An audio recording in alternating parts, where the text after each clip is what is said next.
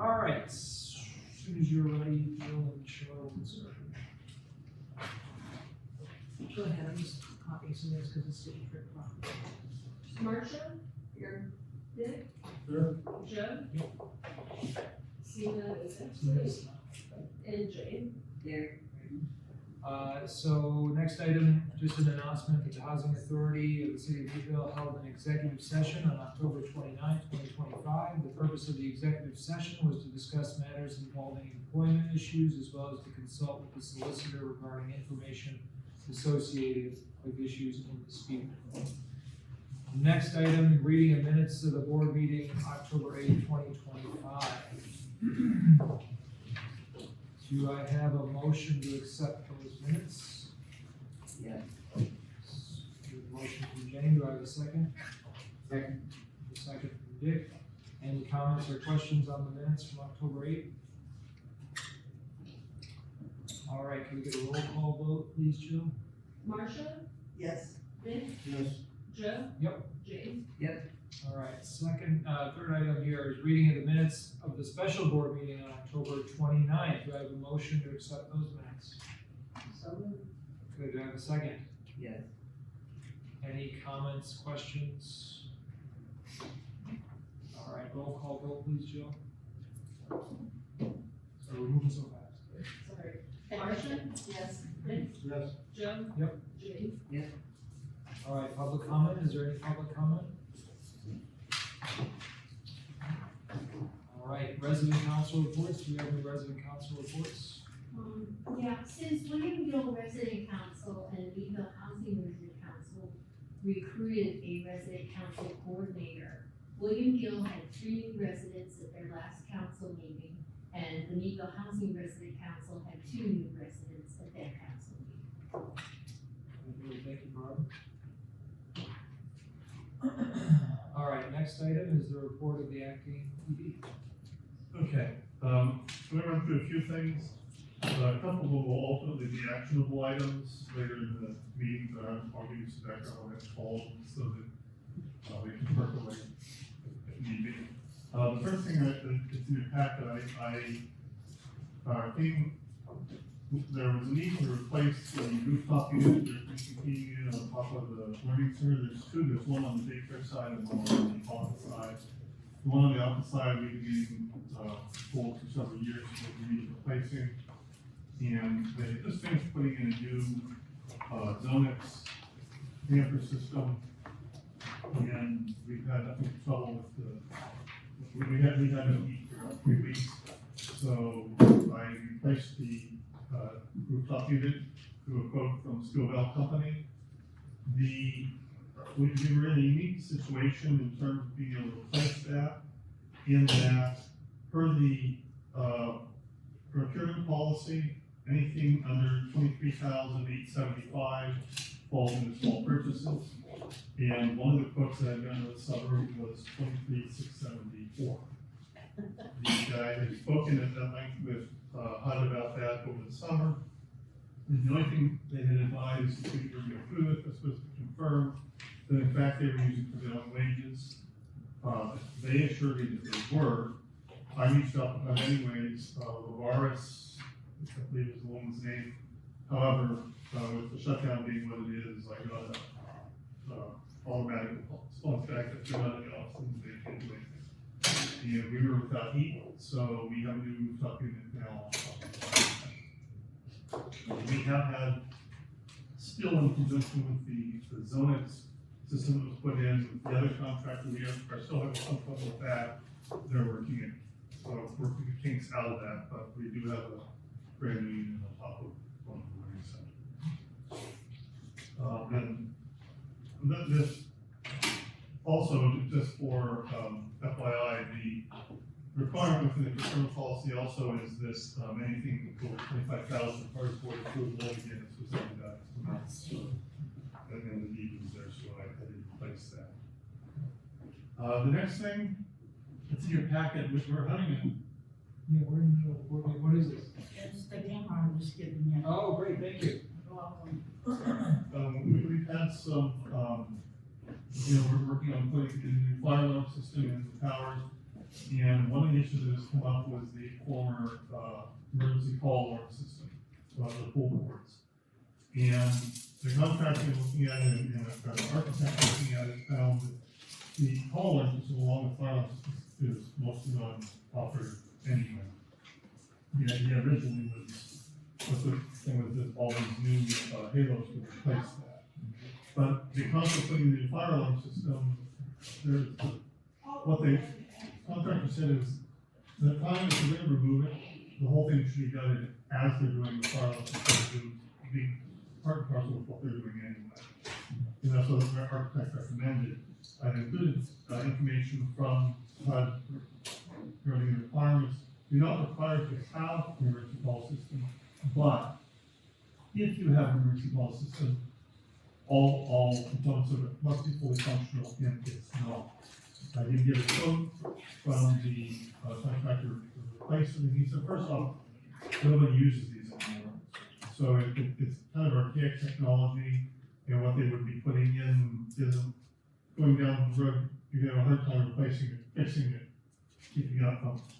And they came up with a quote of approximately $39,000. So that's beyond, well, that allows you to get board approval, and beyond what would require other formal bidding, or if you did it as a change order. So I'm giving you the information to think about. Per the architect, their recommendation is to pull the system. We could always, on an as-needed basis, if there was reasonable accommodation request, put in a halo unit or something on a case-by-case basis. But otherwise, we'll be putting in close to $40,000 on honestly outdated technology.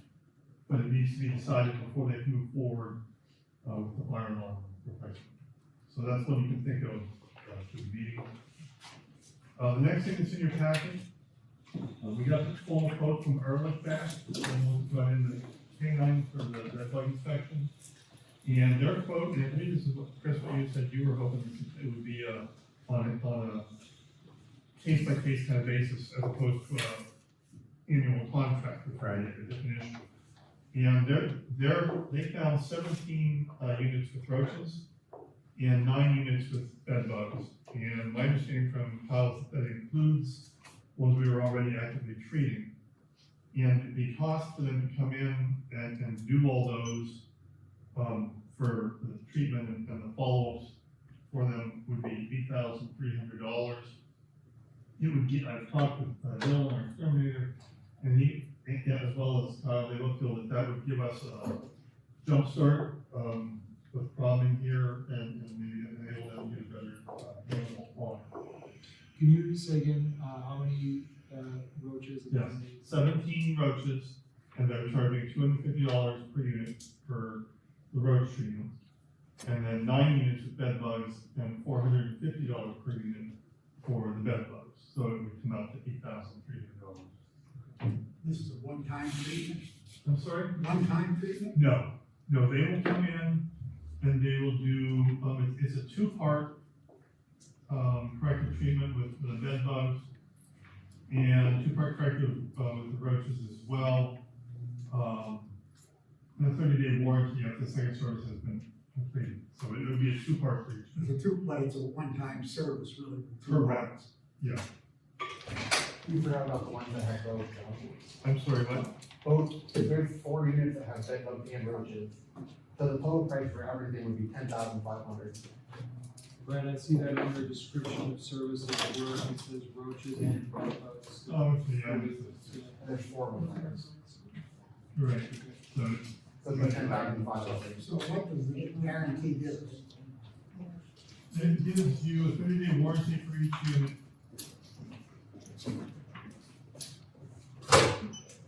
Well, one of our problems has been certain residents, seem to have them reoccur, and I'm concerned that a one-time treatment without some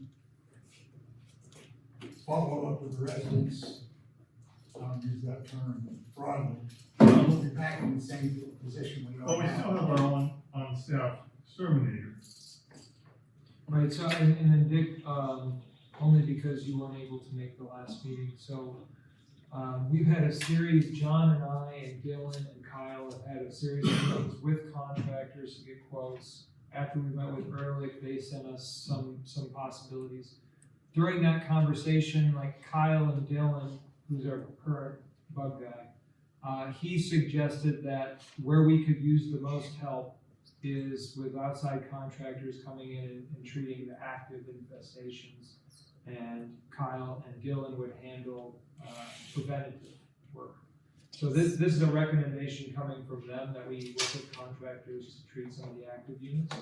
To your point about working with residents, this was a part of our conversation last time at the special meeting when we focused on the bed bug and pest infestation policy.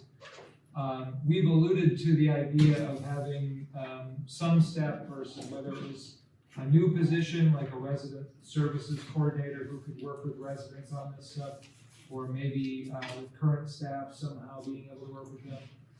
The bottom line being, that's gotta be part of it, right? That we have to bring residents in on this to cooperate as best they can while we're doing this. It's not gonna be, the contractors aren't gonna fix the problem entirely. So I guess what I'd say is, I think we've sort of discussed this resident services coordinator position as perhaps the best option. And that would be somebody whose sole responsibility would be to work with residents on things like housekeeping issues and helping us do what we need to do as far as the bug issues. That said, we don't really have that position advertised yet. I don't know, I think we have budget season coming up, so we're gonna have to look at all the moving parts before we pull the trigger on it. But in the meantime, I think just on the advice of Kyle and Dylan, it would be a great job to engage Ehrlich and, see what they can do with this two-part treatment that they're talking about, just to see if we can make any headway on it. That's where I'm at anyway. It would give a jump start. We're still gonna have the issue with the non-compliance. It's not gonna be a perfect fix, but it would give them a jump on what they have right now. Well, I think we've had outside contractors before, whether they were good, bad, or indifferent, at this point is immaterial. The fact of the matter is, one of our biggest problems has been non-compliance. And given the fact that you have a dense population of people without some attempt, at least, to get compliance, I find it hard to believe that we're gonna correct the problem. I mean, you're very, upfront about it. I think we've faced this problem for several years, and a major part of it has been non-compliance. I think we're all on the same page in terms of we have to tackle that issue. The question is, what do we do in the meantime? We have to treat the bugs, and Kyle and Dylan are saying it would be helpful if we had a contractor working with us on this. So I think, I guess I'm not opposed to that. I'm just looking down the road and suggesting that one-time treatment by a contractor without taking whatever actions are necessary for compliance isn't gonna fix our problem. Understood. Agreed. Quick question about this. I thought, correct me if I'm wrong, Kyle, I thought you and Dylan had suggested that we use Ehrlich just to treat the bed bugs, not necessarily cockroaches. It was just an option that Dylan threw out there in case the funding wasn't there to do everything. And so we do have an itemized quote if we did want to just focus on bed bugs. I guess that would include the people who have bugs and roaches. Do we have the math on that? I guess that would be Yeah, so the 450 4 more, times. 50, so that's 6,250. 6,400 almost, 6,450. So it's the difference between 64 and what'd you say, like 10? 10.5. Okay, so we're gonna come back to this under, what is it? Under action. Action items. Let's see, Colorful orange. Okay. One other thing, two other things that will come back to under actionable, but just had mentioned, last meeting before the condition of the computers that were running out of, digital storage capacity. And I've gotten a quote from Hagan, and it came out to close to $1,000 a month. And I went back to them and had them retool that. There's no reason to be replacing any of the monitors, in my opinion. We have good monitors, and it'd be cheaper to replace a monitor on an SD based on how to be part and parcel.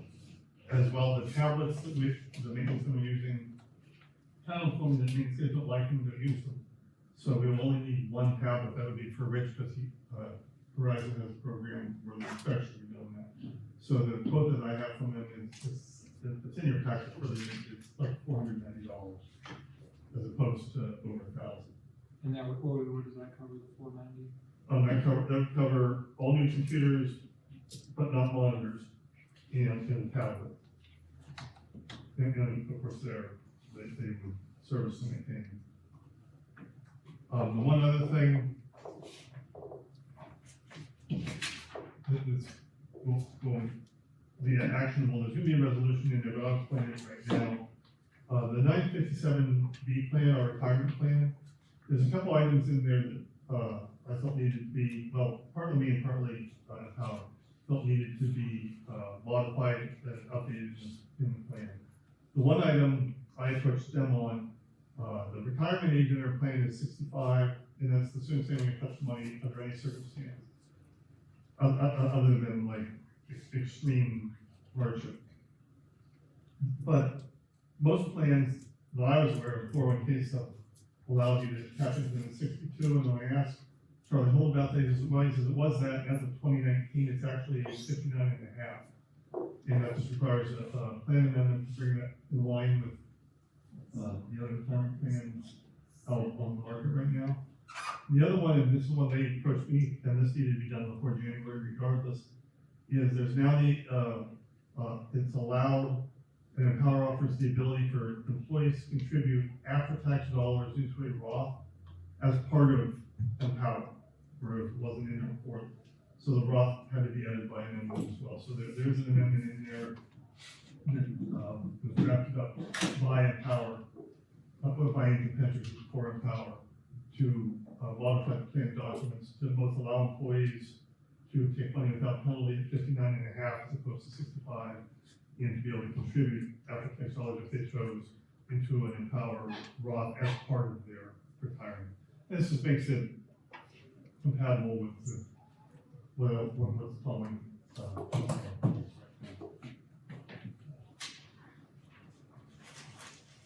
That's not everything. Yeah.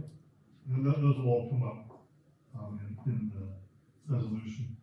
Just an aside, we had at the last board meeting, the last formal board meeting, we passed you passed a resolution to allow me to have a memorial plaque made up for Dan Harris, and that is in process right now. I'm using Kevin Parsons, works for the Visitor Protection Bureau, has done work for me in the past, and he's put something together. We got a picture from the sun and some write-up. It's going to be on a metal plaque, a metal engraved plaque with this photo mounted onto wood and on posts. So we'll put that out, not on, but near the bus stop. Great. So Thanks. hopefully we'll have that complete by the next meeting. So if it's okay with the rest of the board, I think if we have questions about these items under action items, we will check with them. We'll just keep things. Yeah, that's why I just wanted so they could germinate. Thank you. All right, so then we'll move on to the capital fund. Capital fund program. Renovations are continuing. They're on the second side. We're more than halfway through, and the estimated completion date at this point is April of 2026 for phase one. Then this is something about the stoves too? Kyle, how many of the stoves have we put in now? Here, All on the people are living. they're all in the region, so they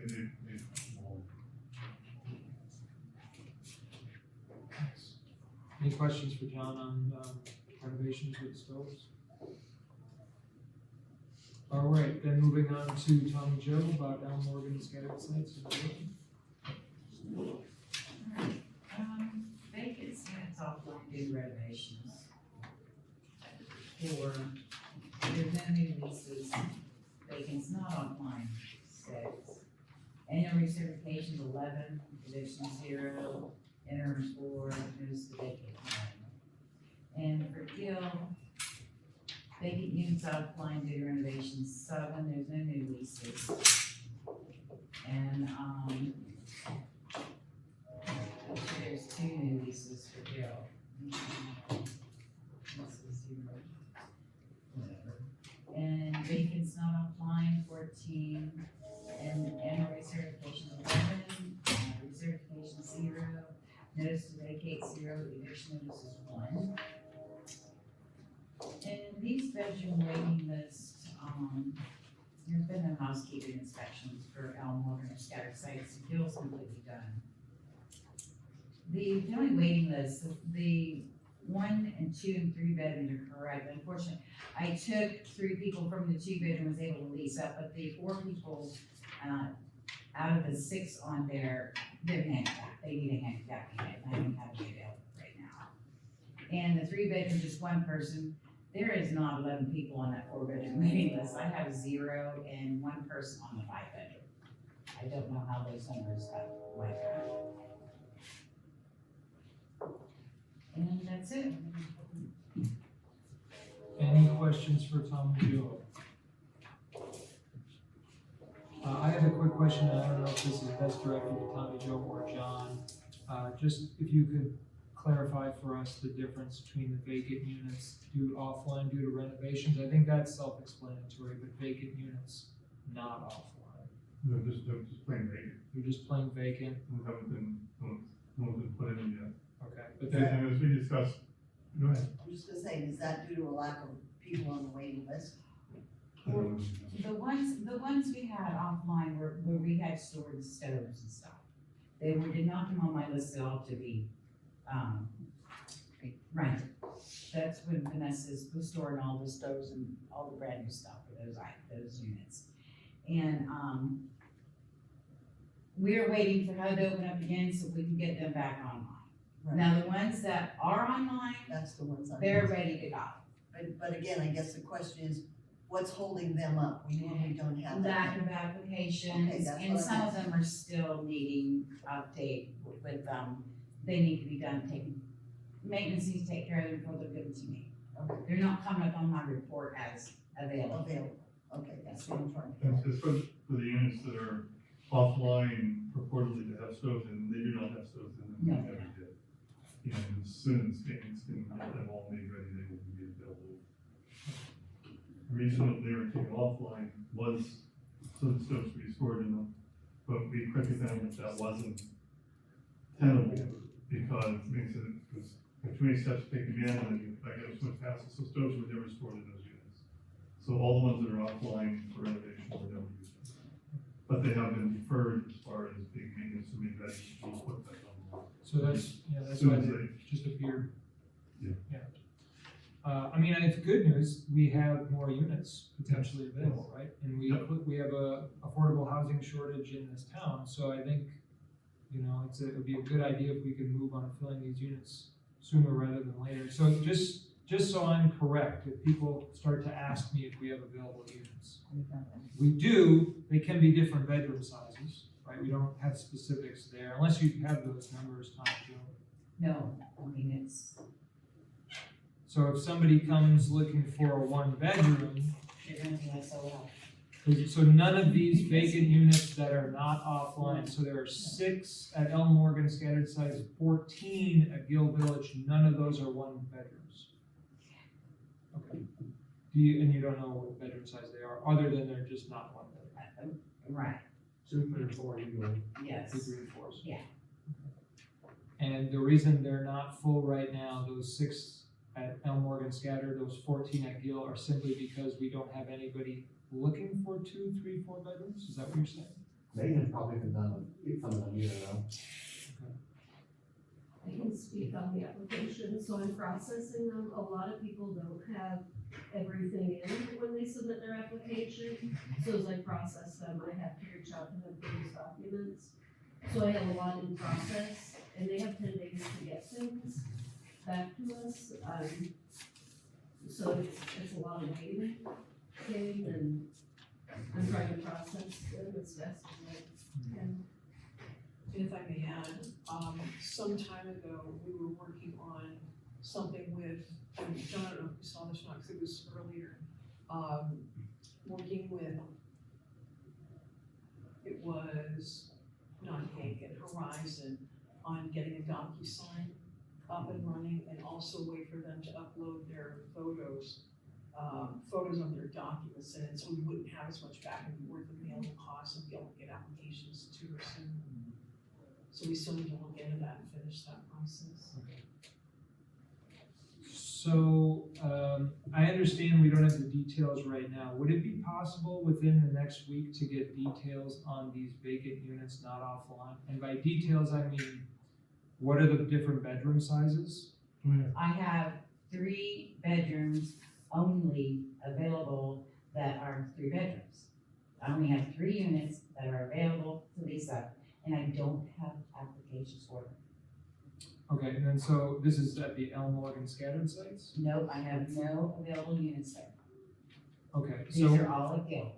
when it says under Elm Morgan scattered sites, vacant units not offline, It's there are still 6. need maintenance has them. So those, all 6 of those still require maintenance to get them ready, is that what you're saying? Yes, I don't have any, I don't have any available. Okay, and then, so I guess Kyle, how long does it take maintenance to get those things ready? Well, it's just, everything else usually depends on other projects that get called in or work orders that tenants call in. And then now with snow, the snow removal and stuff like that, it's hard to give a specific time because we don't have to pull people to jump into work orders and stuff here and there. Okay. Ballpark, how long? If we can get a crew in there of 2 or 3 people and we don't pull them for anything, they could probably have it done in, depending on how bad the tenants before left it. If it was a nice one, they could probably have it done in 3 or 4 days, but we've been getting a bunch lately that the tenants leave everything. They'll leave all their furniture, all their food in the refrigerators, like, they've been pretty bad recently, where it takes us longer because of having to take the time to bag everything and haul it to a dumpster. And so they've been pretty rough lately. So just back to the original question, so for those 6 units that are vacant, not offline at Elm Morgan scattered sites, they require maintenance before we can move people in. We do not know how big they are, if they're 2-bedroom, 3-bedroom. We can get You can get it, but you don't know right now, is that correct? Okay, so if we can get that, if I can get that within the next week, that would be great. Same thing with those units at Gill, 14 of them. that. And then, Kyle, I know you guys got a lot on your plate, but I also think it's really important that we make these units available as soon as we can, so I'll be following up with both of you just to stay on the ball on that if we can. Okay, great, thank you. Well, we have to let people know they gotta get the paperwork back. It's not like we don't have applicants, but the applications aren't complete, so we can't lease up the units even if they're ready. Sure. I have a very full, I have a lot of them that I'm just waiting on documents and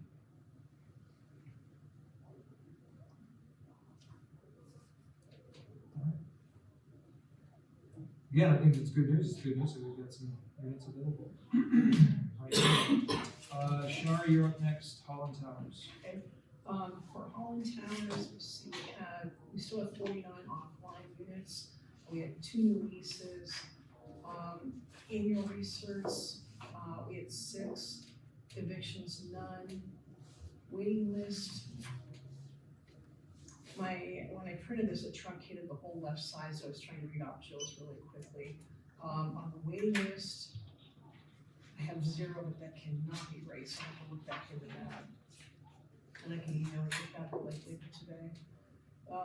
Interims, we had none, we had 3 transfers, I wasn't sure if those were considered interims or not.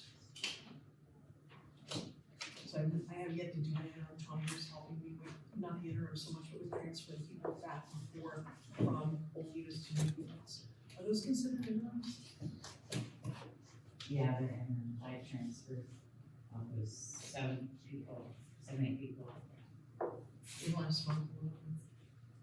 Yeah, I made them all their re-exams to come in for November 1st, Thanks, okay.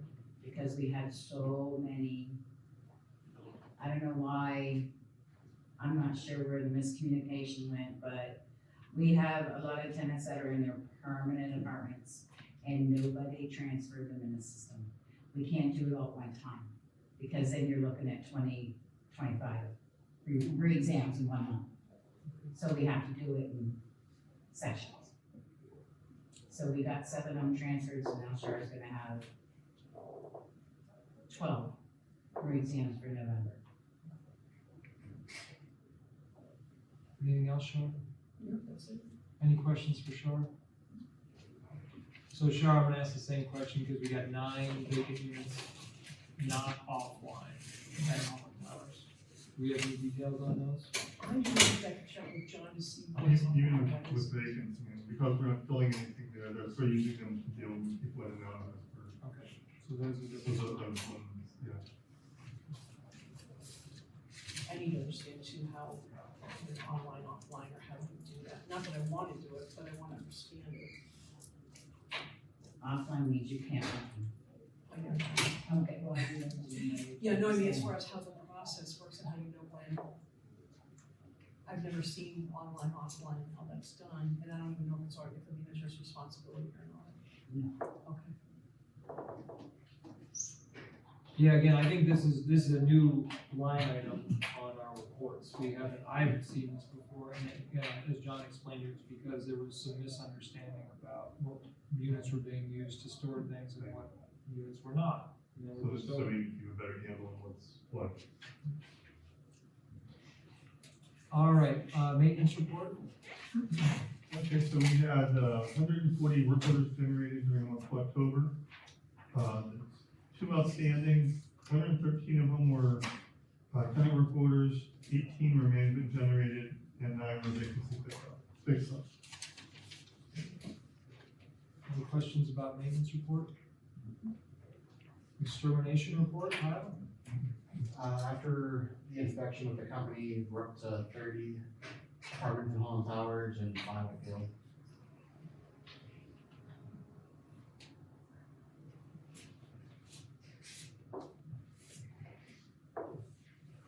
Thirty at Holland Towers, 5 at Gill. Any questions for Kyle? All right, so Vanessa, section 8. Total number of units under contract is 173. We had 0 closings or report outs. 23 of those are cash, 1 is home ownership. Have 318 on the waiting list. I've got 4 outstanding vouchers. I believe 3 of those are set to actually expire if they're not leased up by the end of November. I did 9 recertifications and 5 interims. Any questions for Vanessa? I did do a little bit of homework, a lot of homework on the HUD VASH that I was looking into, as well as the FYI vouchers. I'm at a standstill until the government completely reopens back up, but those were not applied for correctly. So those are coming out of our direct budget instead of special funding. So that would have been a lot more vacancies for vouchers. As soon as I get the correct funding set up for all. Oh, okay, so that's a good thing. Yes.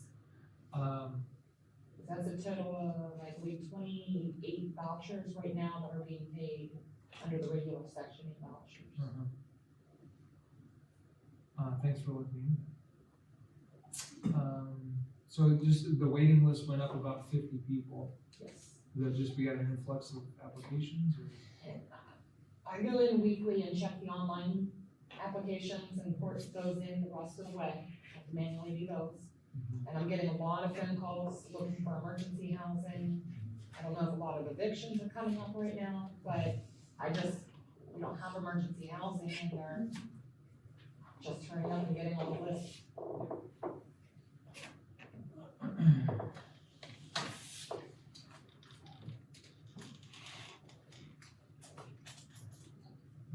So you'll, as far as, to circle back to what you were saying earlier about the bash, then you think you'll have a sense by next month, or, and we'll be able to, we have, As long as it's open up by yeah, then. that's right. I know what all I need to do, I just can't do it. until I we forgot open that it. we're a completely dysfunctional society, so. I Yes. thought- My hands are tied.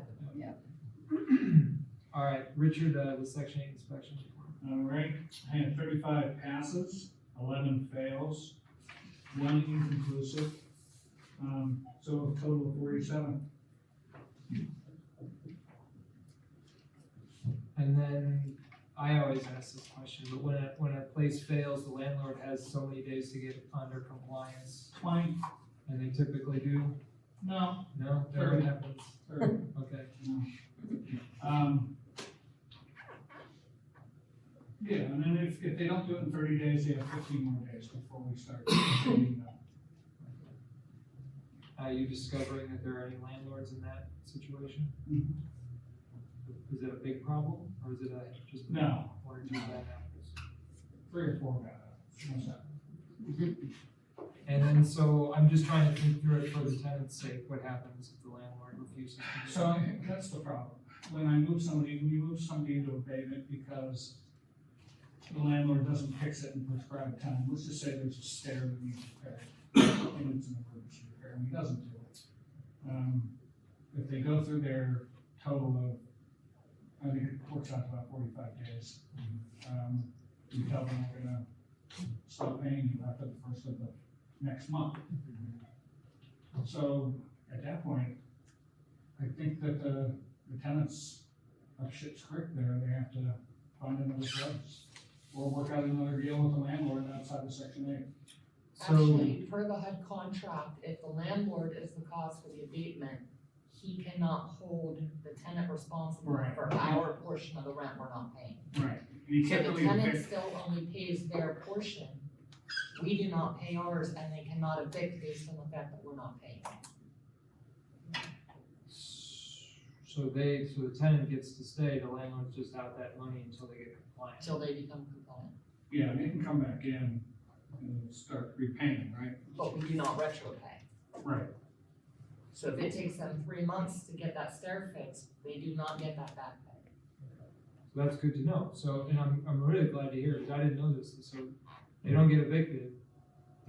I wonder, so what happens if a landlord says, hey, I'm getting pressured by the housing authority to fix my stairs, I need you to move out while we fix the stairs, does anything like that happen? I hope not, but. Nothing that we've run into as of yet, but I'm not 100% sure that that's a legal eviction. Yeah, it wouldn't be, Nor is it a reason, it's not a major violation on the tenant's end in order to remove their voucher. Right. So if they had to move out, they could transfer that voucher. It's a strange thing to be functioning with the private sector landlords. Because they have property rights, right? So, kind of have to record the two. yeah, and I was gonna There are say, tenant issues too, no? You know, the issues that you guys talk about with public housing are in section 8 too.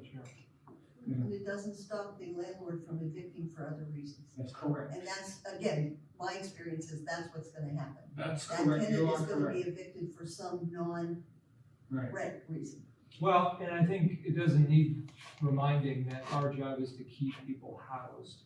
So we don't want people getting evicted, we want to work with them so that they don't get evicted. So I'm assuming that if somebody finds themselves in this predicament, that, do we reach out to them? Do we wait for them to contact us so that we can help them out? What's that process like? I'm not sure I understand your question. Okay, so if my landlord, if I'm on section 8, my landlord's non-compliant, he refuses to be in compliance, we stop providing the subsidy to him, the landlord says, well, who knows what the landlord says? At what point do we, if at all, contact the tenant and say, hey, look, your landlord's not in compliance. Just so you know, here are your rights as a tenant, should your landlord try to kick you out or something. Right, I haven't come across that yet, you know, I haven't been here that long, but I don't think Vanessa, you've come across it. Well, actually, you've got a landlord that's really not in compliance at the moment, Well, and Peacock Farm, and you have done, Yeah, we've done you've been everything, in contact with both the landlord and the tenant. They yeah, both know the issues, neither of them are compliant at this point. yeah, But on Marcia with they're gonna evict regardless, as long as it's not a major lease violation, they don't get, their contract isn't removed from us. So they could take that voucher to another property. Right. Yeah, I guess I'm just, I think it would be important for us to do what it sounds like you're already doing, so I'm glad to hear it, which is if some tenant finds themselves in this unfortunate situation, we're doing our part just to say, like, you just educated me on what the process is. My guess is most tenants don't know what the process is. So when they get found in that difficult spot, it's really important for them to know, hey, look, just because your landlord, if it's a situation where your landlord's not compliant, that doesn't mean you have to leave, that doesn't mean you have to pay anything in addition to what you've been paying, right? Just so we can stay on top of that. You know, I have tenants who whine about an inactive landlord who's negligent or whatever. You also have them complain about neighbors, that they can't stand living. They like the landlord, they can't stand it. I tell them all, the magic bullet in section 8 is you go out and find the unit. We will transfer you with your voucher. You can leave the situation. True, but it's easier said than done. It is easier said. So as long as they're housed, again, I'll repeat the basic point, we want to keep people housed, we don't wanna force them to have to leave their home for whatever reason. But I found that, you know, I peruse Facebook, I peruse Craigslist, I see units up for sale, there's landlords around here, you know, countywide. You know, it's not just the city of Depot. If you're hung up on staying in Depot, you got a problem, but if you're willing to go out and find a bill and live above that store, and that tenant, and that landlord says, yeah, I'll take section 8, I'm in.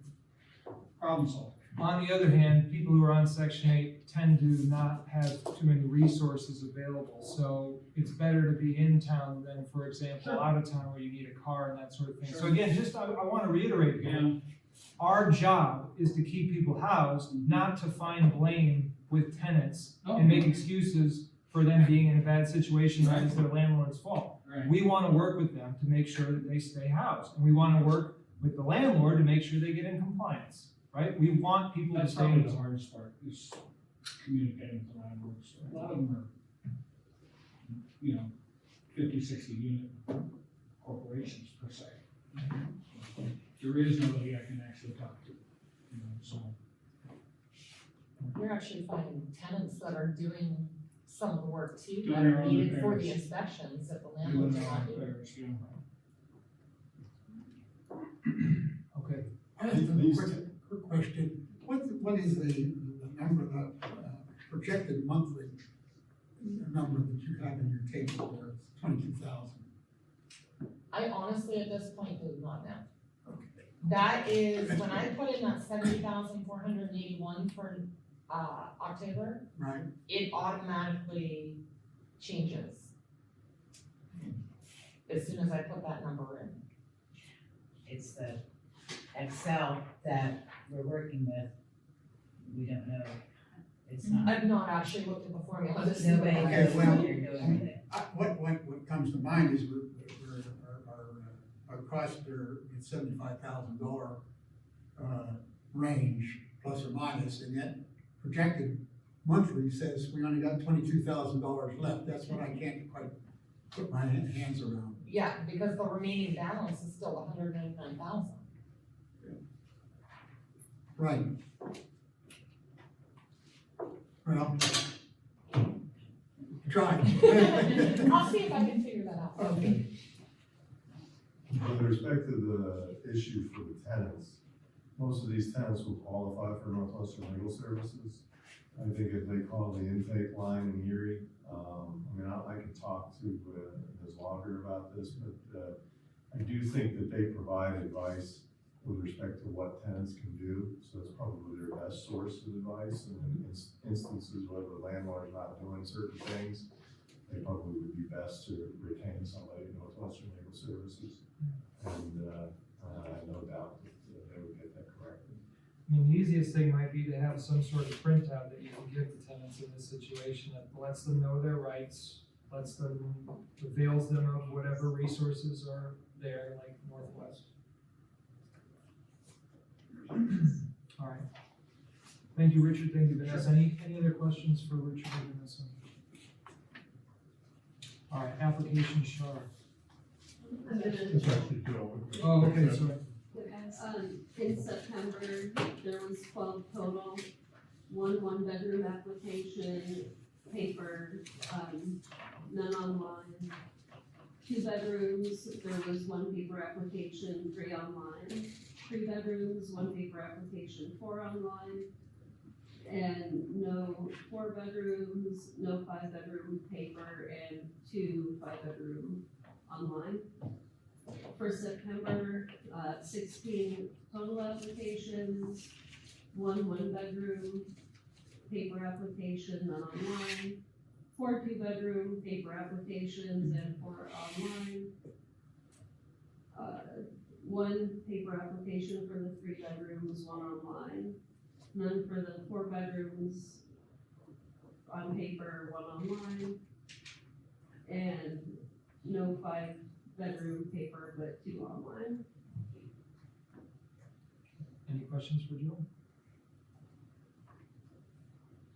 Thank you, Jill. Barb, resident initiative projects?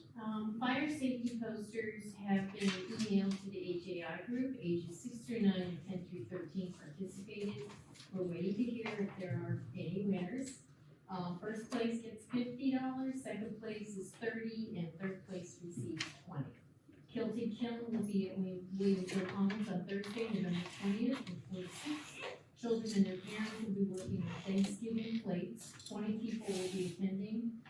Kilty Kiln will also hold a class in December for children and their parents to work on cups for Christmas. I'm presently working on ordering Christmas toys from Toys for Tots for children ages 0 through 18. This includes Gill, Elmwood, Morgan Village, and scattered sites. And Kilty Kiln will teach classes at the VFW on November 25th from 4 to 6. Again, children and their parents will be working on plays for Thanksgiving, and they will return in December for families to work on Christmas cups. Flyers will be mailed to all residents. Any questions for Barb? Thank you, Barb. Now on to items for potential deliberation action. I just realized we didn't have a solicitor's report. Did you have any? Yeah, see that. I deleted myself from that. I mean, I wasn't originally on the agenda in the past, and then we had a period of time where I was the agenda, and I told John, I said, if I've got something to say, I'll pipe up and say it. But you got plenty of people of interest to listen to. All right. Is this a recurring omission? Like you were just not gonna have this on the agenda, or is Well, this just this month? I never was on the agenda for quite a while until, I guess a year or so ago, and then I became an agenda item. But, yes, it's best for the solicitor not to be on the agenda, so. All right, then, items for potential deliberation action. The first item is the resolution about the annual housekeeping inspection policy. We put that out, we made some revisions to it, put it out over 30 days ago for the 30-day public comment period. That period is now passed. I have not received any comments. John, have you received I any? have not, so I went and, for our last meeting, the things that were recommended, I put them in there highlighted in blue. Oh, no, this is the annual housekeeping, not the. Oh, housekeeping, yeah, no, I've got nothing more. Okay, so essentially, we are good to go and pass that policy unless anybody on the board has any further amendments or concerns. So do I have a motion to pass the annual housekeeping inspection policy? So moved. All right, do I have a second? Second. All right, we have Marcia made a motion, Jane seconded. Any questions? All right, roll call vote, please, Jill. Marcia? Aye. Dick? Aye. Joe? Yep. Jane? Okay. So we've got an annual housekeeping inspection policy. Resolution number 8, integrated pest management plan policy. So we had a special meeting, I forget the date, it was on 29. Okay, where we spent a good deal of time going over that policy, the draft in detail. We made some amendments. John has graciously and gratefully, I will say I'm grateful, included those amendments highlighted because it's a long There's policy. blue. They're in blue. So, I guess I'll ask for the well, no, because we have to put this out for comment now. Yeah, that's about the. Do we have to make any motion to put it out for comment, or we just deliberating? I think you need to approve for the comment period unless somebody wants to change it, so Does that require a vote approval? I think you would be best doing that. Okay, so do I have a motion to approve the amended version of this For for comment. public comment? Jane made the motion. Do I have a second? I'll second it. Marcia seconds. All right, any questions, concerns, any further amendments? Just keeping in mind that, you know, if we do make any changes, it would have to go back out for a 30-day public comment period. I think the changes pretty much are captured, or capture the gist of what we came up with last time, so I'm fine with this. I have nothing to add. Marcia, how do you feel? I thought it was fine. Jane? Okay. And I'm only asking you both because you were at our meeting. And Richard, I don't know if you've had a chance to look at it or have any concerns? I don't have any concerns. I have a general concern that policies get so long that other than staff and board members, I don't have a reason. I mean, I doubt that our residents, and that these are appended to the lease, I believe. Are they not our policies? I think they are. If they're, so that makes the lease that much longer, and I just think that's a real burden on. Do you know, Chris? I believe they're referenced in the lease. I would suspect that when you have the leases signed, you provide the policies. Or like when we're in court, I'm only getting the lease and the rules. So I guess that's my concern, is that they get, these policies get longer and longer, and and they're appended to the lease. That makes the lease that much longer, and I doubt very seriously whether the majority of our residents have the opportunity or the desire to go through all that work. I have no objections to the policy, but I just think the more policies that we have in this thing, the much more difficult it makes it for our residents.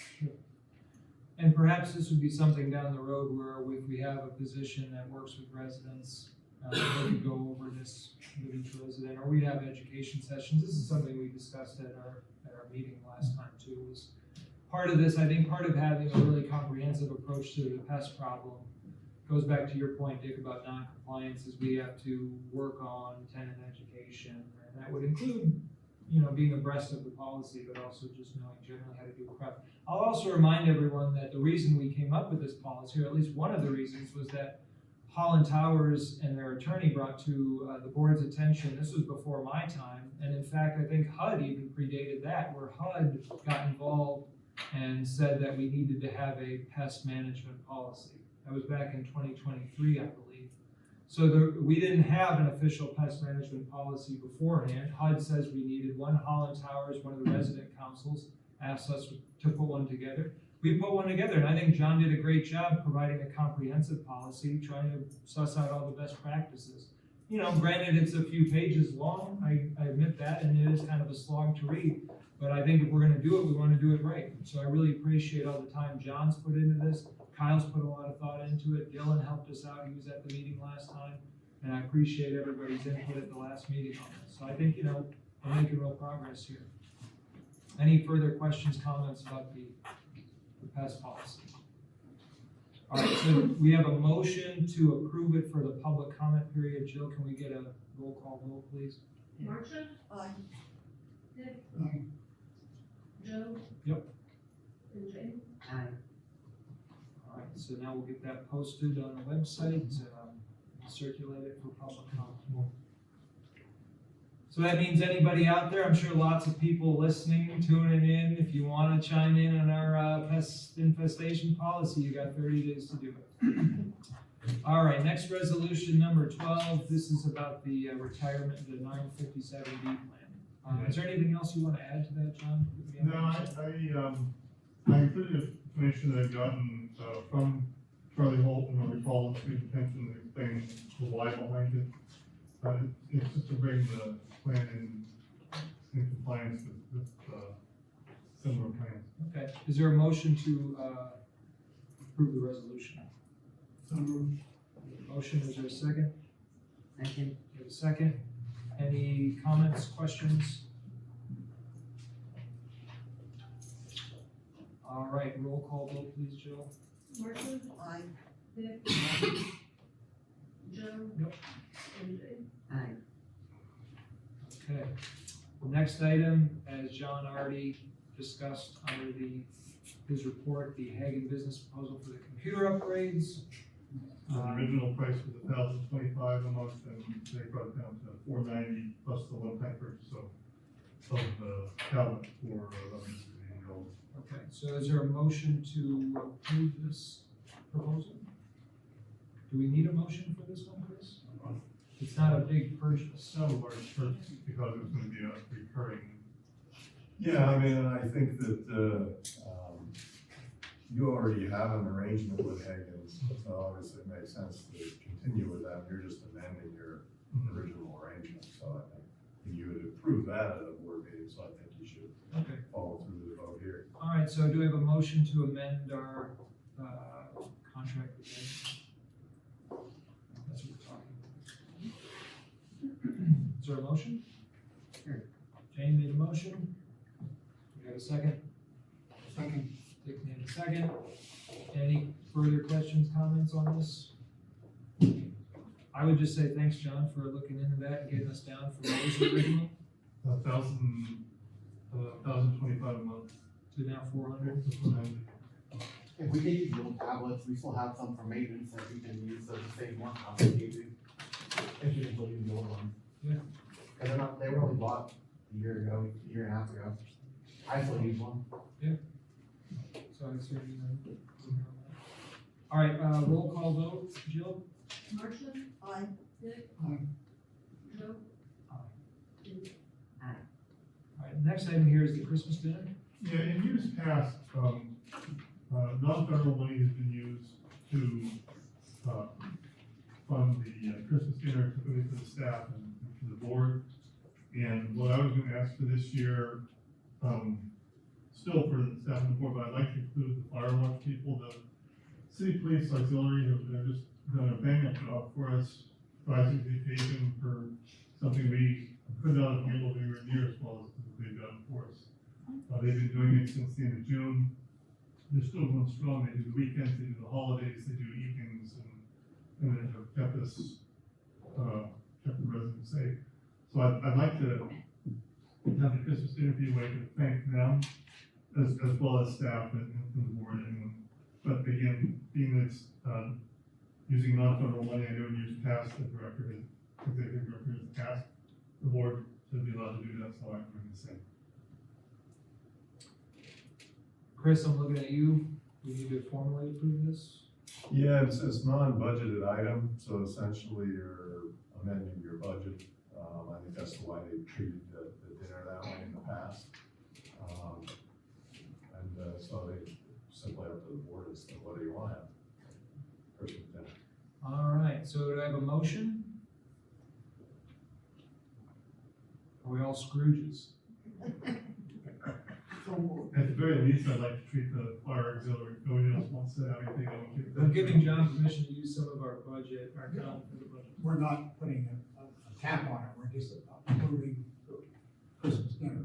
Yeah, I mean, if you want to put a cap on it, No, I just wanna make sure I understand, I'll make a motion. I'm adding about 7 people because of the fire auxiliary to the standards. I'll make the motion. Thanks, Dick. Second? I almost made it. Jane seconds. Roll call. Any questions, any further questions? All right, roll call. Jill? Marcia, I, Dick, Aye. Joe, Yes. and All right, the last item in this, the last sub-item here is the emergency call system. Yeah, that, So just to recap, you have a quote for, what was it? 39,200. 40,000 to replace the emergency call system or update it.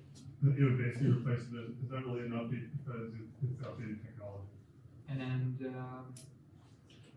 you were told by experts that this technology is out of date and probably wouldn't, I mean, If something goes wrong a couple years into the future, we're gonna be looking at it again.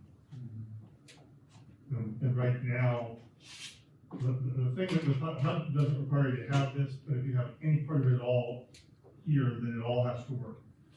And if you put the fire alarm system, if you're gonna take it out, now's the time to pull what's there out so that we're in full compliance with HUD.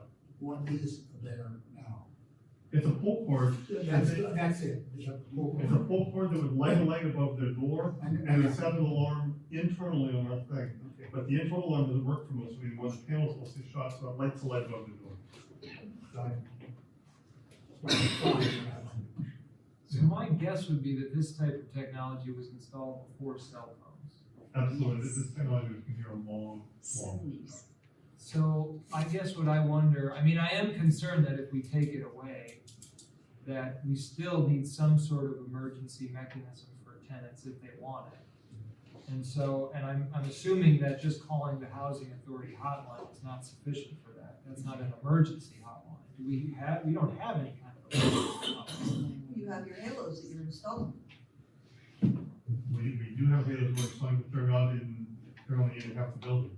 Well, I understand that, but I'm saying as part of your construction, you're actually trying to address that with the halos. Correct, and in the meantime, we have them in half the building, so that they exist in half, when phase one is done, they'll exist in half the building. And if for whatever reason, they had something, well, there wasn't anything on the other side of the building, the halos could be installed, they're much more pricey to install on an individual basis. A single halo unit is $1,000, and that's not installed, that's just the unit. But there's a lot of other ways we could set something up. I'm sure to have some type of a call system or an emergency system for them to be able to reach us. Because even right now with the halos, if it gets triggered because there's an emergency, it doesn't contact anybody, it sends an email. And right now it sends an email to the housing authority. So you still, if you wanna have like a real emergency alert system, would have to be looking at something else. Any idea what that would look like? What something else would look like? Yeah, if we have an emergency call number or something?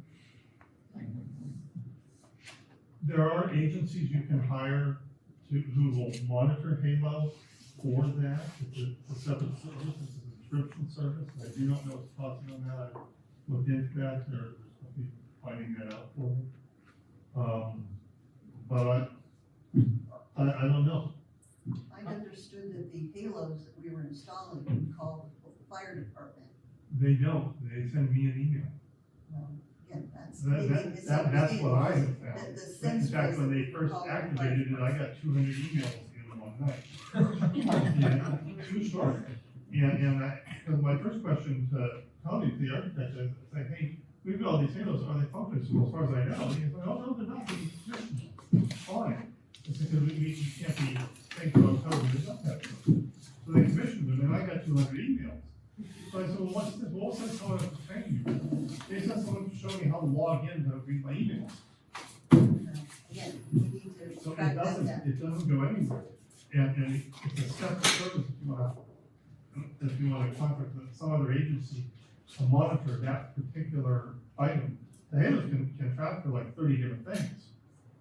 But if you want to track for the emergency call and go to the actual, basically a call center to look at it, determine it's emergency and dispatch someone, it's a separate service, it's not at all covered what we've got right now.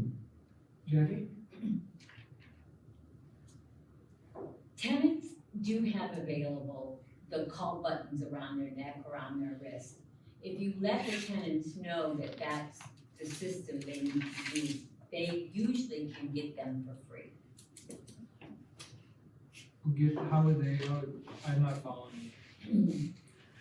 They have an emergency button around their neck or on their wrist. And if they fall and they can't get up, they push the button and it goes to someone who checks up on them to see if they need emergency help. So you're talking about a service that's not one that we provide? Right, Yes. Yeah, I follow them, Yes. can't get up. The medical. Yes, Insurance company covers it. yes. Okay, so you're saying, am I getting you correct, that you're saying residents who would be interested in having some sort of emergency call system already have it Is that what you're saying? Or Yes, have it available. or could get it, Could get it available through their Possibly. insurance or. yes. Okay. So, and I think it's really important to get resident input on this. Now granted, I realize you're no longer a resident, but you have plenty of experience here. I don't know your name, but clearly you're a resident. Yes, I've been here since, 2007. So, I have one of those buttons and, I tried using it a couple times and I found out that just my cell phone on my wheelchair, calling 911, got me help a whole lot faster than that button did. Oh. More than once. So the issue at hand in front of us right now, what we're trying to figure out, we've got a system that is now becoming outdated, which we can either put $40,000 into to try to get it up to whatever the best condition it can be. We've got this Halo unit that's installed in half at this Yeah. point, but which just sends John emails. And then we've got the option where tenants just kind of are on their own with their 911 service or with their emergency service if they have And it. that was actually, if I was gonna look at another option, not knowing that, what Jackie said, that they can all get those in a charge. That was what I was gonna suggest, was set something up through something like those taller buttons that we would have funded, which would still be a lot cheaper, but if they can get it, then it's a non-issue. And that would get them real emergency help far quicker than, again, sending me an email, or even sending something to just, to our maintenance staff to ultimately dispatch emergency service. So only because, hello, do you have a comment? No. All right. She's stretching. Only because you two are the closest, one of you is a resident, a former resident. I can't ask you to speak on behalf of all residents here in Holland Towers, but what is your sense in terms of these three different options? 40,000 into the old whole emergency system, the Halo system, or do you feel like most residents are comfortable enough relying on 911 and their other emergency call systems? Yeah, because they're still using the call bells. I would say it's nonsense to put money into the emergency call system. If residents knew that it wasn't working, they could choose the option of getting the life alert or using 911. A lot of residents still have a landline. They do not have a cell phone.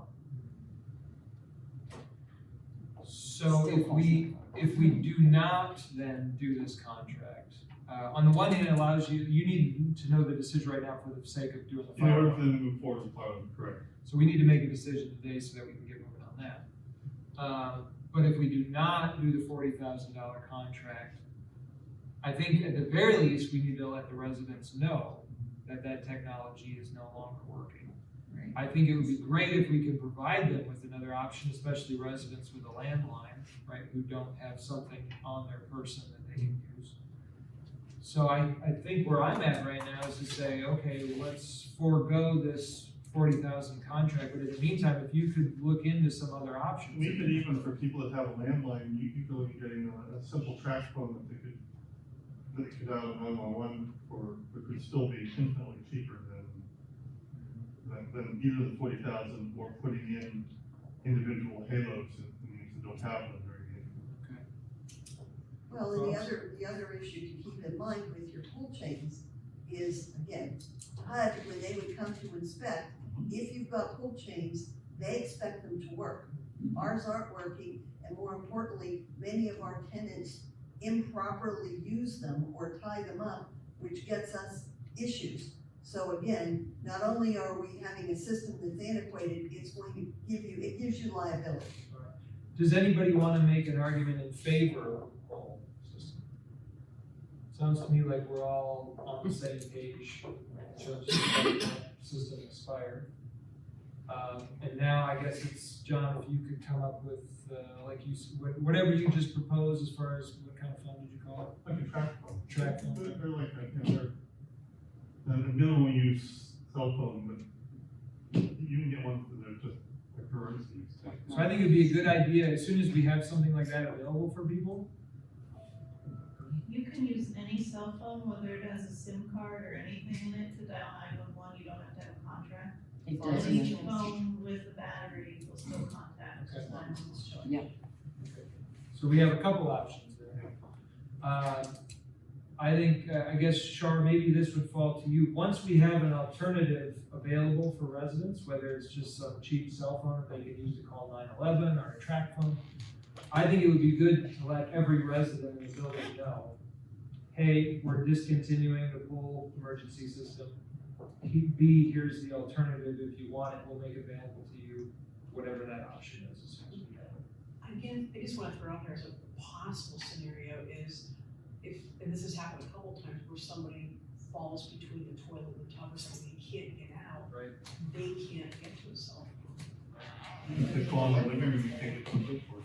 I'm sorry, What if they fall in the living room, you can't get to the pool for it? exactly. So I mean, that's That's what I'm definitely thinking, was not, over at that point, yeah. Well, then that's where Life Alert, they can be told about the availability of Life Alert, and maybe cell phones are another option.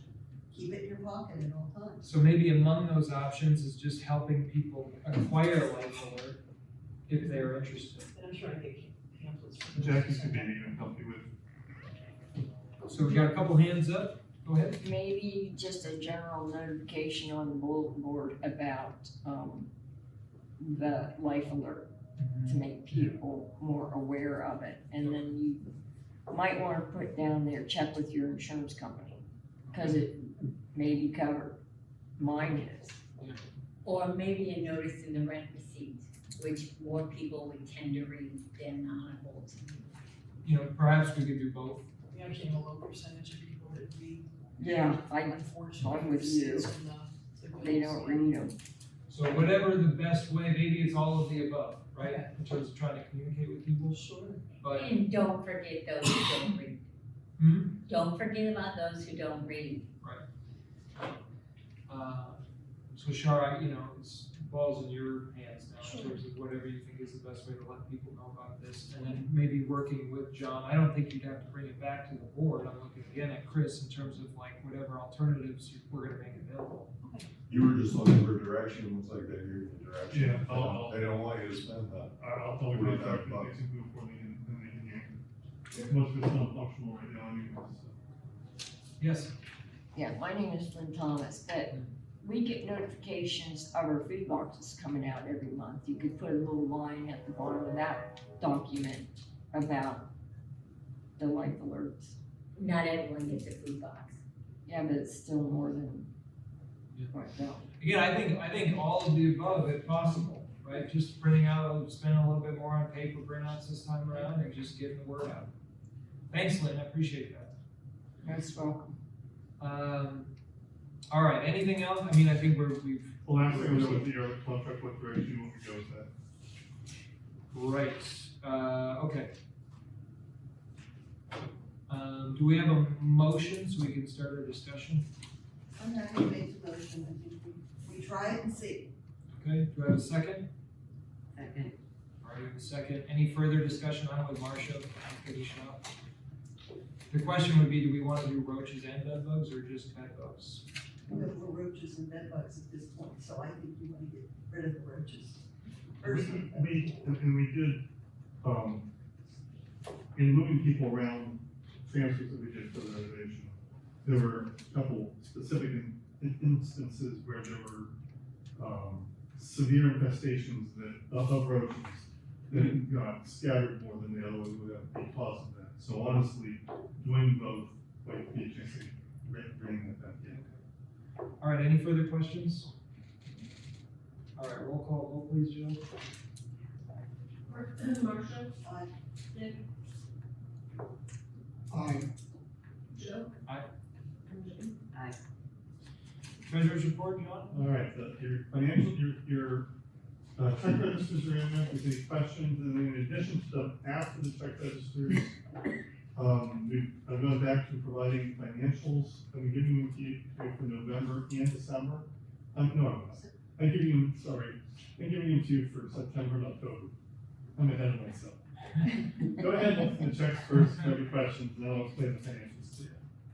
All right, so we'll take one at a time. The check register.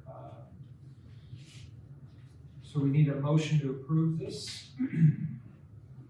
Motion to approve so Chris, another kind of finicky question here. So John has provided us with a new set of financial statements in addition to our usual check register report. They're all listed under treasurer's report on our agenda. We usually approve the treasurer's report. So if I call for a motion to approve the treasurer's report, are we talking about both sets of documents? You'd be talking about the check register and the financial documents. Just want to. You can separate them, you can, in any way you want. Just to get it out of the way, the treasurer's, the check register, do we have a motion to approve that report? Dick made a motion, second?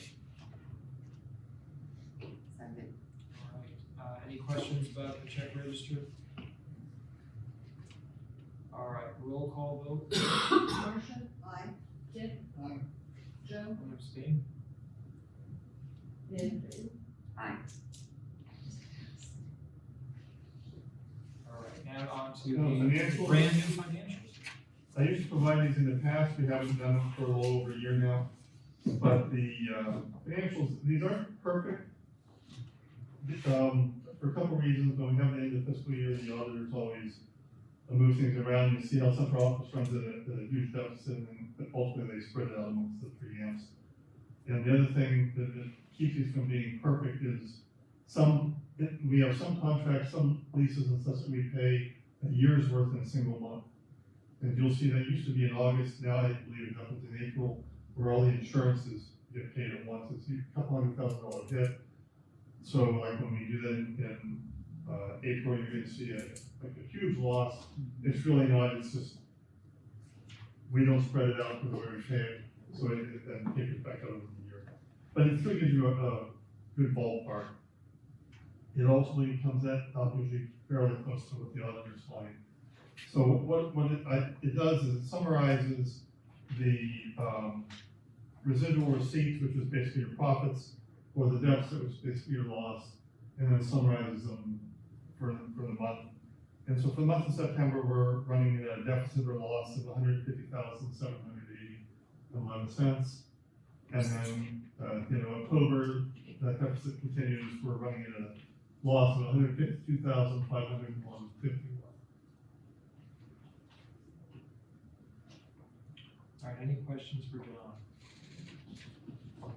Well, I guess, are there any extraordinary items such as the insurance that in these 2 months? No. The insurance is hit primarily in April. Or any other big item, not just insurance?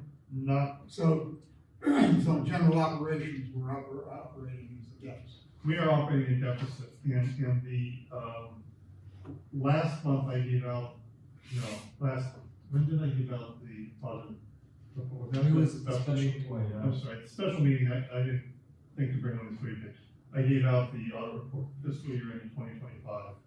And it actually showed us running in a deficit of approximately 225,000, 224,000, for the second year in a row.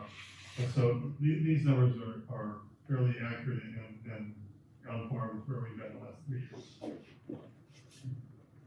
So what I expect the financials, at least for fiscal year ending 2026, next March, we're going to be in the same boat without question. Things should improve after that. Where does the money come from that we're not taking in? Well, how much time have you got? Well, I know when I'm wrong, I raised the question, There's a few things. We have, for 3 years, we've been contracting out all of the lawn mowing. We were for a while contracting out having the vacant units cleaned and painted, both of which cost us close to $100,000 extra a year. We have, from a budgeting standpoint, we budgeted about $3,600, $2,500, $3,500 for uniforms, and thus far in the first quarter of this fiscal year, we spent $21,000 on uniforms. So there's a number of cost overruns. Some of the other expenses because I reached out with the audit report coming back in the red. And the year before, I didn't have access to that, so I reached out to the audit to fix that, apparently we were in the red there too. So I reached out to our fee accountant, to ask why we're in the red. He said our maintenance expenses were higher than normal, our administrative expenses were considerably higher than normal. And some of the things I rattled off are part of those. When we moved, from here to the Learning Center, we spent $25,000 on carpeting the Learning Center, which was not in budget, it did not come out of capital fund, it came out of operating fund. Well, I guess, I'm not explaining myself, but I mean, you can't continue to operate in a deficit. Correct. So somewhere along the line. Well, we're not going to be contracting out lawn mowing anymore, we won't be contracting out any more painting or cleaning of units, we won't be putting in new carpeting anywhere anytime soon. I pulled back the use of the credit card by the maintenance and administrative significantly. We've reined in a lot of things. Okay, well, that's helps.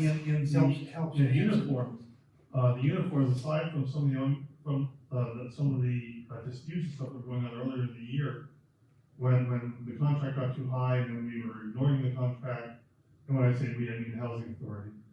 And then the decision was made to buy washing machines and dryers and buy uniforms, all of which have since worn out. Then the decision was made to move in another direction. I've since taken the uniform contract and I've scaled it way, way back.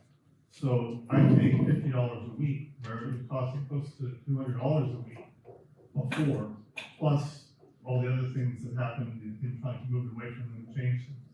And I scaled the contract back from being I believe there were like 45 or 47 months left in it, and I got it scaled down to a 36-month contract at a third of the cost of what they were being charged before. So we're working at bringing these expenses down, but I keep finding new ones. The other problem is our revenues are down, our rents are down, because we have all these units offline and we have all these vacants. And even though we still get the HUD subsidy for the ones that are offline, we're not getting rent. And the average rent for a unit at Gill and the average rent for a unit up at Morgan Village is approximately $350. So if you have 11 vacants that you're not collecting any rent on, and you do that for close to a year, then your revenues go way down as well. Well, I understand all that. I guess, where is the money coming from? Which money?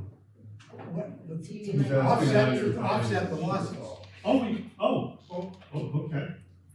Our cash position has gone down significantly over the last 3 years. CDs are being cashed in, savings have been depleted, and where we had, even though last year, or I'm sorry, March, when was the settlement?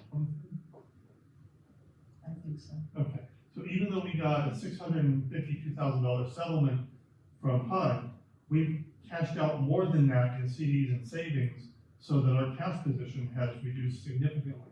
So where we at one point were in approximately in the 2.2 million in CDs and reserves, we're down to around 1.6 or 1.7 right now. That's not I big. got down to the You guys gist of my question, And- which doesn't make me very happy. And again, other expenses, extraordinary expenses, 2 vehicles were purchased with cash last December. That didn't come out of capital fund, that came out of operating fund. That was another $35,000. Little things like that quickly add up. Well, I'll summarize my point is, I've been on the board for 25 years, and we've always been able to maintain our cash position with respect to the CDs. I And understand that. that makes me And now we're not, and I'm, very unhappy. as I uncover this, I make you aware of it. But as you know, I didn't have access, I still don't have access to most of the bank accounts, so I'm figuring a lot of this out as I go. And Needless to say, Dick, this is not John's fault. Oh, I'm not saying it's anybody's fault. But we're just. I'm just trying to here. understand how we run a deficit for 2 or 3 years. outspending the federal dollars that we get, and now I got the answer. Yeah. Okay, now I would like to get at the next meeting, a report of the CDs that we have. And I just got that, I had, our fee account because the investment, Excel spreadsheet was never updated after fiscal year 2024. So getting information, which was March of over a year ago, and I was able, during the audit, when the auditors were here in July, I had to all pull teeth to get the numbers of what were in the bank for March of this year. And I've had our fee account help update that for me to see how much has been cashed in and where all this has gone. There's, you know, you're not going to like the numbers you're gonna see, and if you, when you look at capital funds, you're gonna be even up further in that. So I assure, again, as I find this, I've been making Joe aware, I've been making Chris aware, and I'm doing what I can for this, but the bleed has been extensive, and it's gonna take some time to recover from this. I'll say the flip side is that John's actually looking into this and bringing this to the board's attention. Whereas it seems like you said, you've been on the board these last couple of years. My assumption is this was not brought to your attention before. Oh, we've always we've never run a deficit. 2 years now. Right? Well, I mean, over the time that I've been on the board, our cash accounts, our investments, and CDs, went up. Except for the last couple of years. Well, I'm not arguing that point, but I'm saying that over the 25 years I've been on this board, the last couple, 3 years is the first time we've ever run a deficit. I got the current audit report, fiscal year 2025. I got it October 6th. And first thing you do, you look at the MENR score, you look at your cash position, and you look at where we came out. Now we've got a $250,000 loss. So I went to compare it to the audit report on the 2024. Can't find it. It's not saved in the computer anywhere. There's no hard copies. So I reached out to Smith Marion, our auditors, and I never got a copy. They had my name spelled incorrectly in the email thread, so it only was the prior executive director. So they sent me. We had an equal loss in 2024. So 2 years in a row, we've had $250,000 losses. We've never had it. The 12 years I've been here, we never had that till now, but we do have that now. Well, I understand exactly But what you're saying. and I don't know when you guys got the audit report last year or not. I didn't, and I didn't get the current one until this October, so I say it, then I got all the old ones and I compared, and it's scary.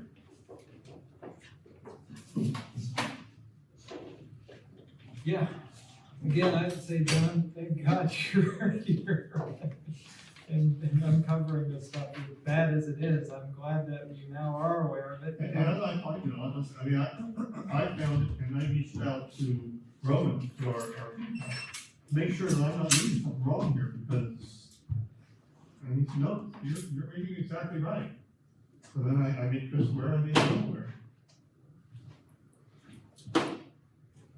So, and you're like you said, you're trying to get a handle on as best you can by cutting back on some of those expenses. Yeah. And same with capital fund, I didn't have access to capital fund numbers until, I didn't have access to a lot of that stuff until late July. And for contractor amounts and what have you, the phase one. And I didn't get and I never sure had access to that, but I got shut out of locks for a month because, that's nothing here to recertify me in locks, and I didn't have the foresight to, they sent her emails saying I needed to be recertified. So we didn't have access to locks until the beginning of August when they got Joe set up to be able to recertify me. So then I can look at capital fund, what's in there versus what our contractors were, and I found that out. So, I mean, there's. And this was, by the way, this was all John's suggestion, that you produce these income statements. You said you've done it before, Yeah, I used to do that. bringing it back to us. So again, I think this is all the better for us to be able to keep a handle on it. We got that income statement for years. Right. I gave it to you until Mr. Youngblood does. Right. And then I was asked to stop delivering. don't know why, I mean, I didn't know why it was done, but that's immaterial at this point in time. I'm glad we're seeing, getting to that. All right, thank you, John, for, And I apologize, I feel like you just got blindsided, and I apologize for that. Well, not having the income statements, so it wasn't apparent till I looked at these numbers for this meeting. So, you know, I understand the problem, and I understand you're trying to fix it, but I'm not happy. Understood. Our number one priority, and Kyle's aware, is turning over these units and getting as many back online as soon as possible, because that will up our income. And we're doing the best we can to scale some of these expenses back as best as possible, but it's not gonna happen overnight. And honestly, I'm delighted, that you're willing to have them pull the current system, so to speak, because we don't need that expense. It's, you know, we do not have a bottomless piggy bank. so we'll get these income statements as a regular feature of our board packets. Dick, if I heard you correctly, you wanted to get financials on the CDs as well? It's just, we used to get every month or so a listing of the CDs at what institutions. I used to provide that. Yeah, you did. I used to provide those, but now it's on a spreadsheet, and I've had it updated, excuse me, as of March 31st. And I've updated a few things on it that I can for more current, but I still don't have regular access to both of our bank accounts. So I can't give you perfect information that I can fall for. Until I'm allowed by the banks to touch on it.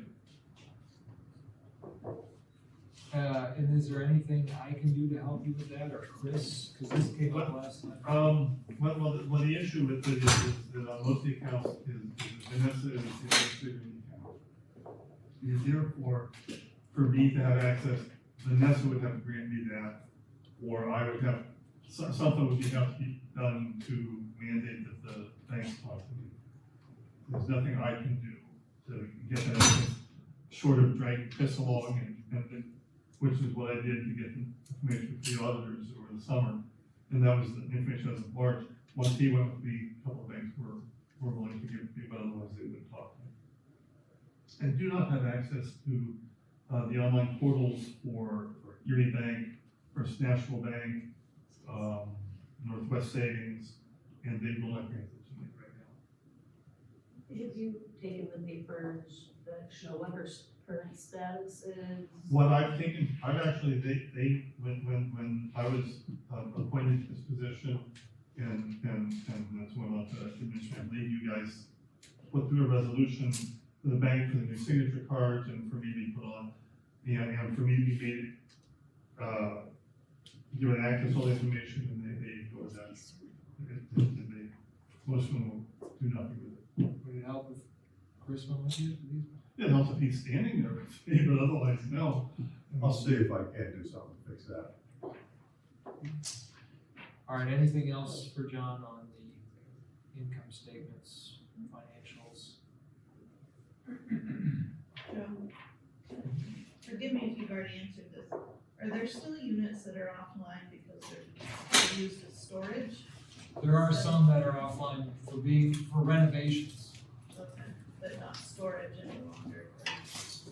That's my understanding. The ones that are offline for storage are still offline, they're not being used for storage, but at this point, they have to be, they're not ready. They still need to be fixed. As soon as maintenance can get them ready and bring it back online, then they'll be brought back online. They're not being used for anything else. Well, not Holland Towers didn't count. Yeah, well, you were asking about the other sites, not all. Yeah, just overall, yeah. Yeah, there's 11 units, there's 4 units at Morgan and Elwood, and there's 7 at Guild that were closed for renovations, they were for storage. Yep. They were not used for that, and as soon as they can be made available, they will be. There's one that's not gonna be able to do that, they have that truck. There is one, there's one that It's gonna be offline indefinitely, due to, joints that were found after the place was vacated and weren't.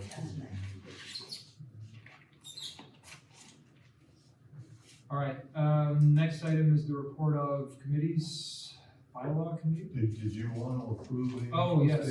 statements from 9/1 through 10/30? Well, do we need, I mean, Most boards do that. I mean, he's providing you with a statement. I think John's looking for the statement to be approved. all right, motion to approve the income statement. Second? Second. All right, any further questions? Roll call vote, please, Jill. Marcia, Aye. Dick? Aye. Joe? Yep. And Jane? Report of committees, bylaw committee. I haven't got this in there, cause yeah, my schedule is changing next week too. We're going on a different shift. New business, any new business? Any communications? Motion to adjourn. Jack, I wanna talk to you before you We leave. have a second, roll call vote.